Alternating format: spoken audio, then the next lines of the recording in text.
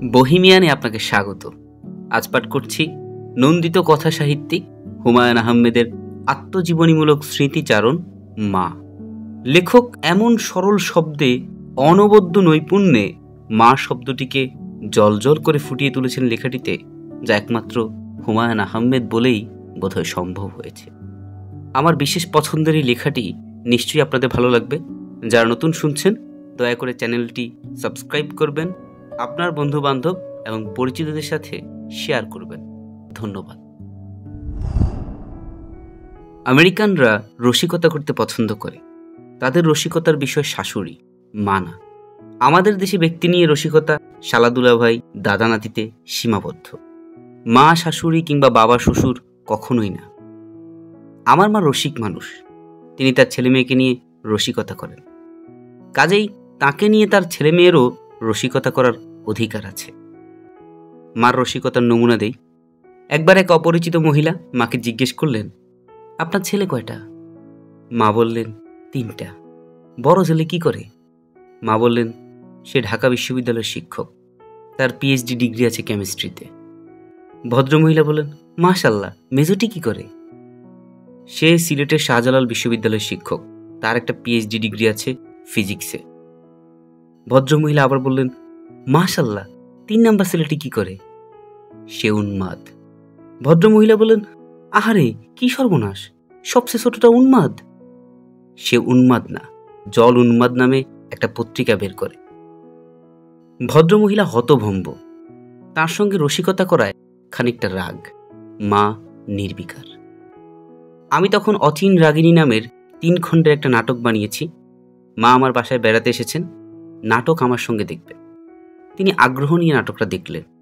আমি বললাম, কেমন লাগলো?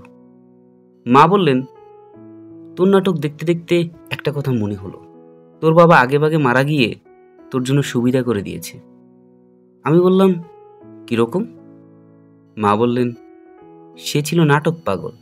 তোর নাটকে আসাদুজ্জামান নূর যে পার্টটা করেছে, এটা সে করার জন্য তোকে বলতো, তুই পার্ট তাকে দিতি না। এ নিয়ে পিতা পুত্রের মন কষাকষি। সমস্যা না, আগে ভাগে মারা যাওয়ায় তুই বিরাট বিপদ থেকে উদ্ধার পেয়েছিস। এইবার মাকে নিয়ে আমার রসিকতার গল্প। বাবার পোস্টিং তখন কুমিল্লায়, পুলিশের ডিএসপি। আমি ইউনিভার্সিটিতে পড়ি। ছুটিতে কুমিল্লায় গিয়ে দেখি মা মুরগি পুষছেন। 3টা মুরগি ডিম পাড়বে, ওই ডিম খাওয়া হবে। প্রতিদিন সকালে মা খাঁচা খুলে আগ্রহ নিয়ে দেখেন মুরগি ডিম পাড়ল কিনা। প্রতিদিন তাকে হতাশ হতে হয়। আমি গোপনে ডিম কিনে এনে রাতে চায়ে রেখে দিলাম। সকালে ঘুম ভাঙল মার আনন্দ চিৎকারে। 3টা মুরগি একসঙ্গে ডিম দিয়েছে। এরপর থেকে প্রতিদিনই খাঁচায় 3টা করে ডিম পাওয়া যেতে লাগলো। সবাই খুশি। একদিন মার আনন্দধ্বনি শোনা গেল না, অথচ আমি রাতে 3টা ডিমই রেখেছি। তিনি ডিম হাতে আমার কাছে এসে বললেন, এইসব কি? মার সঙ্গে ফাইজলামি? আমি বললাম, কি করেছি? মা বললেন, এই 3টা তো হাঁসের ডিম, মুরগি তো হাঁসের ডিম পারবে না। আমি বললাম, মা ভুল হয়েছে, এরকম আর করব না। মা এই ঘটনায় খুবই আহত হলেন। বাবার কাছে নালিশ করলেন। বাবা আমাকে ডেকে পাঠালেন। তাকে জমের মতো ভয় পাই। ভয়ে অস্থির হয়ে তার কাছে গেলাম। বাবা বললেন, মুরগির বদলে তুই হাঁসের ডিম কিনলি কি মনে করে?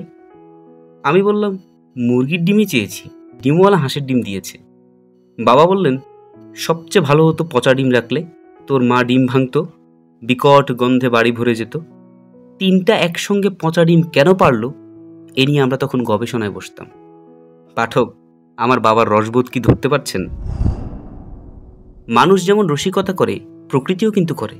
সেই রকম একটা গল্প বলি। মার প্রতি প্রকৃতির রসিকতা। মা তখন খুবই অসুস্থ, কিডনি প্রায় অকেজো। বিছানায় বসে থেকেই ঘুমিয়ে পড়েন, ডাকলে সাড়া পাওয়া যায় না। একদিন হঠাৎ অচেতন হয়ে গেলেন। অ্যাম্বুলেন্স এনে তাকে ল্যাভেইড হাসপাতালে নিয়ে গেলাম। তাকে সিসিইউতে রাখা হলো। ডাক্তার বরেন চক্রবর্তীর রোগী। তার জ্ঞান ফিরল রাত 3টায়। তিনি দেখলেন সবুজ পর্দা ঘেরা একটা ঘরে তিনি শুয়ে আছেন, আরামদায়ক আবহাওয়া। তার সামনে সবুজ পোশাক পরা 2টি রূপবতী এবং বেটে তরুণী দাঁড়িয়ে আছে।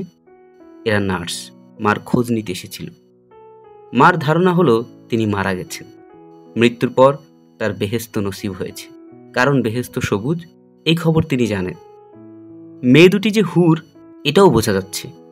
নিশ্চিত হওয়ার জন্য তিনি হুরদের জিজ্ঞেস করলেন, মা, এটা কি বেহেশত? হুর দুজন মুখ চাওয়াচাই করে রোগীকে সন্তুষ্ট করার জন্য বলল, জি খালাম্মা। মা বললেন, তোমরা আমাকে বেহেশতের আঙুর এনে দাও তো, খেয়ে দেখি কি অবস্থা। হুর দুজন আঙুর নিয়ে এলে কি হতো আমি জানি না। তার আগেই ডিউটি ডাক্তার ঢুকলেন এবং বললেন, খালাম্মার জ্ঞান ফিরেছে, আপনার ছেলেমেয়েরা সবাই বাইরে আছে, ডেকে দেই, কথা বলেন। এই ঘটনার পর একদিন মাকে বললাম, আপনার কি খুব বেহেশতে যাওয়ার ইচ্ছা? মা বললেন, হ্যাঁ। আমি বললাম, আপনি তো লোভী মহিলা না, বেহেশতের লোভ কেন করছেন? মা বললেন, বেহেশতে না গেলে তোর বাবার সঙ্গে তো দেখা হবে না, তোর বাবার সঙ্গে দেখা করার জন্যই বেহেশতে যেতে চাই। আমি বললাম, প্রথম দেখাতে তাকে কি বলবেন? বলবো, 6টা ছেলে মেয়ে আমার ঘাড়ে ফেলে তুমি চলে গিয়েছিলে, আমি দায়িত্ব পালন করেছি, এদের পড়াশোনা করিয়েছি, বিয়ে দিয়েছি, এখন তুমি তোমার দায়িত্ব পালন করবে, বেহেশতের সুন্দর সুন্দর জায়গাগুলি আমাকে দেখাবে, শুধু আমরা দুজন ঘুরবো, তুমি তোমার সঙ্গের হুরগুলিকে বিদায় করো। মৃত্যু একটি ভয়াবহ ব্যাপার।